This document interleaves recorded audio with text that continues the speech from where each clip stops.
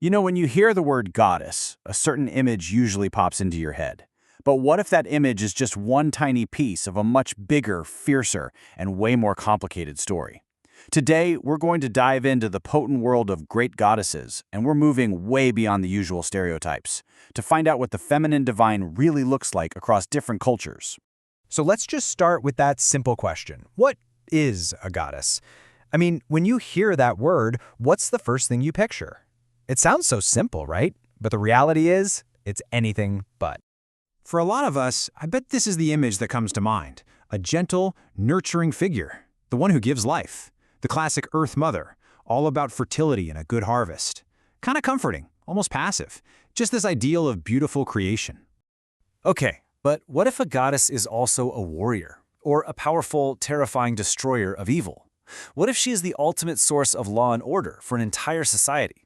Yeah, this is where things get really interesting, and where we start to see the true, multifaceted nature of these figures. All right, let's really get into it. As we're about to see, the whole idea of a goddess is way too big and culturally specific to fit into one little box. It's really a living reflection of the people who looked up to her. Our source material for this explainer puts it perfectly. The feminine divine isn't some single, universal character.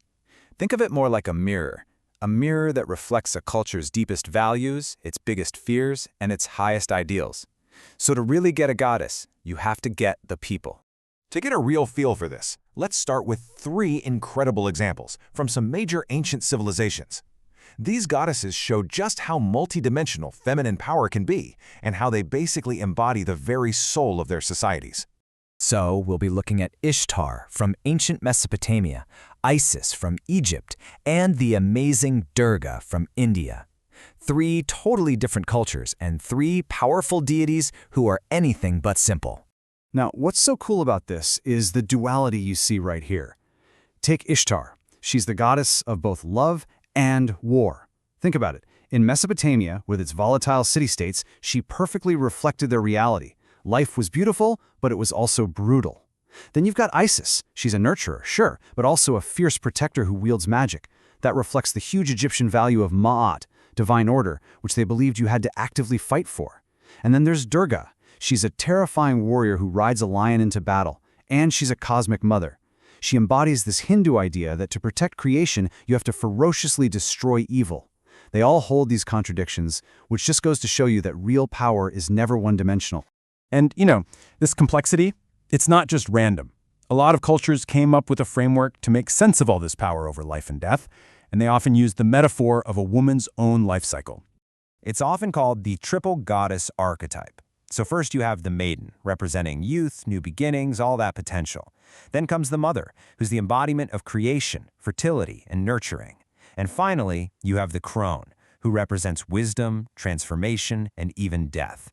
It's this brilliant way of showing the entire cycle of existence, all held within the feminine divine. So let's move on and see how this idea plays out. Because beyond life cycles, goddesses often represent the really fundamental forces that shape our world, both in raw nature and in human society. Okay, get ready for 2 figures who just absolutely shatter that gentle Earth Mother stereotype. Pele, the Hawaiian goddess of volcanoes and fire, and White Buffalo Woman, a sacred and powerful figure for the Lakota people. So here we have 2 totally different kinds of power. On one hand, you have Pele, where the land is literally her body. A volcanic eruption isn't just destruction, it's a creative act, giving birth to new land. She is the raw, untamable power of nature itself. But on the other hand, you have White Buffalo Woman, who brings social order. She's a spiritual messenger, a lawgiver. Her gift of the sacred pipe created the moral and social foundation for her people to live by. One is a force of nature, the other is a force for society. So we've seen these big global patterns, but how does this stuff actually play out on the ground, in a specific culture? Let's zoom in on the Philippines to see how these archetypes get their own unique flavor. So in Philippine mythology, you find these incredible figures like Mayari, the goddess of the moon and war. She literally fought her brother for equal power over the earth. She totally embodies that warrior and authority archetype we saw with Ishtar and Durga. And then you have Maria Makiling, who's a guardian spirit of a mountain. She's a protector whose power is tied directly to the land, kind of like Pele is to her volcanoes. She provides for those who show respect and punishes those who don't. And what this really shows us is that while these big themes, authority, guardianship, combat, are found everywhere, they always get expressed through unique, local stories. That's what makes them so powerful and meaningful to the people who tell them. They're not just carbon copies. They're distinct expressions of how we all try to understand power. Which brings us to the most important question of all, right? Why should we care about these ancient stories today? What are they really telling us about ourselves? There's a quote from our source material that just nails it.